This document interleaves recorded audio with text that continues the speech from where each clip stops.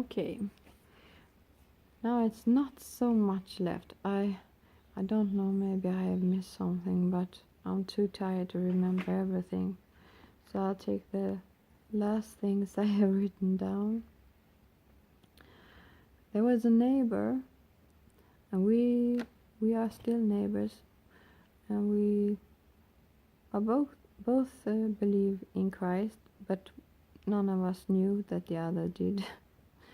One morning, my son was going by taxi as usual, and he was going out. I was in my stood outside, and I came out, and there stood my neighbor with her suitcases. She was going away, and she had nice clothes, and she looked a little bit nervous, and I said, "Oh, how fun, are you going away for a vacation?" And I said, you look so lovely. And she is maybe over 20 years older than I am. And she said, "Yes, I'm going away." "And not your husband?" "No, he's not going with me."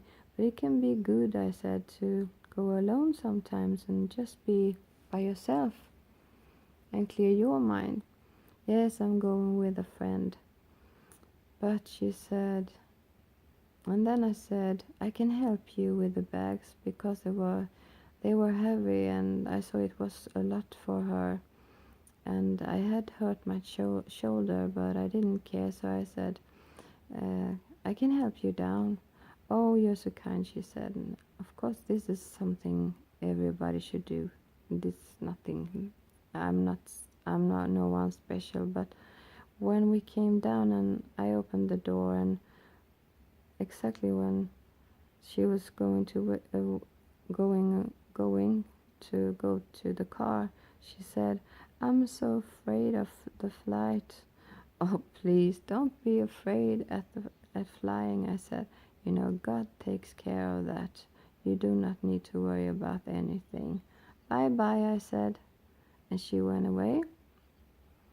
And the week after, it knocked on the door, and I opened, and there my neighbor stood. She and she had been coming. She had come home from her vacation, and she brought me roses. And I said, "Why are you giving me roses?" "Oh, you don't know," she said, "what you have done for me." No, I didn't understand anything. So she said, "You know the day you helped me down with the cases and everything?" "Yes," I said. "Well, you know, when we came down, and when I was going to leave, and I said I was so frightened of flying, and you just said, 'It's nothing, God will take care of that, you have nothing to worry about.' I had prayed for that. I wanted confirmation, and you gave me the confirmation." And I laughed, and I said, "Well, I've always believed in God, and God works in mysterious ways." And then I found out that she was Christian too. So we have that in common. She is Christian, and her son has just been saved and baptized too. Her husband is too, and she knows a lot of people that I've been in Sunday school when I was little. So that's odd and very strange after 20 years. And as my husband and I, so many years, and we have been together now for, well, it's 30 years now. So that's a strange thing to happen too, and God is wonderful in that way. So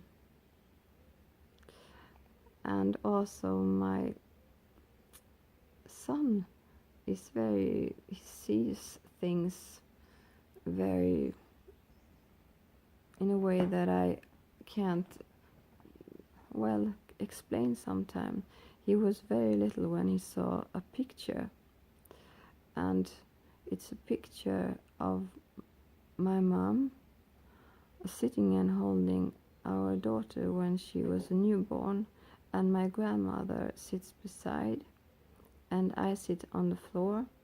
So there we have, what is it, 4 generations. And my son says, because I had a picture on the freezer, and he said suddenly, and he was very little then, he said, "Oh mom, look, grandma has a cross over the head, a cross." And I looked and this cross, the wall back was white, and right over her head, the cross, a white cross, was right over her head. And I had not seen it, but he saw it very clearly. So that's a bit strange too. And my grandmother, I'm going to take this last thing to say because I'm tired now, but my grandmother, she had my mother when she was 42, so my mother is the youngest. And my grandmother, she was saved when she was rather old, and it was after, well, it was a bit later in life. She was over 30 years old when she was, and she was afraid of dying. So she prayed a lot to God to show her that it isn't you don't need to be afraid of dying. She wanted confirmation of that.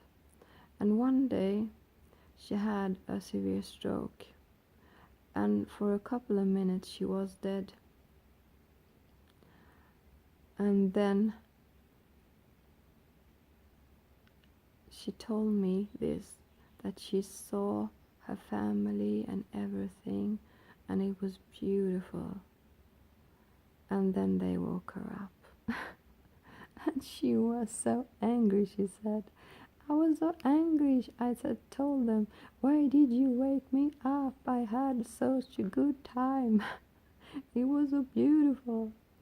So after that, she never was afraid of dying. So she got a confirmation on that. And she really had a wonderful life. She was poor, but she was a strong woman. She loved children like I do. And she died very peacefully in her sleep. I don't think she had pains. And I was there when she had died, and they tried to drag me from her just because they said it's dangerous to be around someone that just has died. I don't know why, something colloxide or anything. But I kissed her on her cheek and I hugged her and I said, "Grandma, I love you, and I will see you, and you are going to heaven now. You are there." So I miss her so often. She's always on my mind. And my dad, he died 2017 in cancer, and I loved him so much. And it was terrible because I found out 5 days before he died that he had cancer. No one had told me, and we were the closest. I was more close to my dad than my mom. So I love singing, and I love country music, and I love 50-60 music, and I love Christian music, and we had that in common, and the same humor, and he was very simple like I am.